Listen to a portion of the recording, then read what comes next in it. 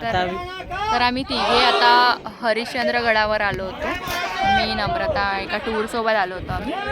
आणि इथे एक पिंड आहे त्याच्याबद्दल आता प्रथमेश तुम्हाला सांगते. इथे या पिंडीचं महत्त्व पण तेवढंच आहे आणि शंकराची पिंड आहे.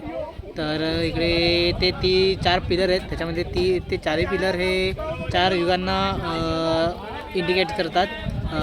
सतयुग, द्वापारयुग, त्रेतायुग आणि कलियुग. त्यापैकी 3 युग संपले तर ते 3 पिलर पण नाही आहेत. आता एक 4थं युग आहे ते म्हणजे कलियुग. तर त्याचं हे इंडिकेट करतो तो एक पिलर. तिकडे आता असा विचित्र असा खेळ चालू आहे की खूप पाण्याचा घाण वास येतो आहे. लोक ऐकायचं काम नाही करत आहे, खूप घाण करतात.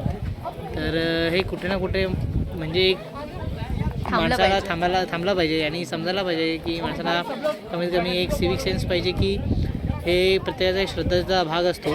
तर कोणाच्याही श्रद्धेला ठेस नाही पोचली पाहिजे.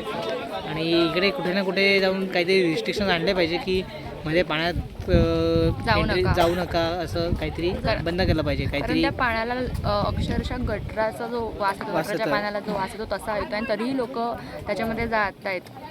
ते खूप विचित्र. ट्रेनर ज्या लोकांनी ट्रेनर प्लॅनिंग केलेलं असतं ते लोक तुम्हाला अक्षरशः सांगतात की बाबा ते पाणी अक्षरशः देवाच्या पिंड्याला जर जातं तरी तुम्ही ते पाणी घाण का करता. जर तुमचे ट्रेनर प्लॅनिंग आहे ते तुम्हाला सांगून सुद्धा तुम्ही लोक जाता म्हणजे ते तुम्ही स्वतः चुकीचं वागता ना. तर तुम्ही जेव्हाही आता या हरिश्चंद्रगड ट्रॅकला याल तेव्हा मेक शुअर करा की तुम्ही चूक करू नका आणि तुम्ही त्या पाण्यामध्ये जाऊन ते पाणी खराब करू नका. थँक्यू.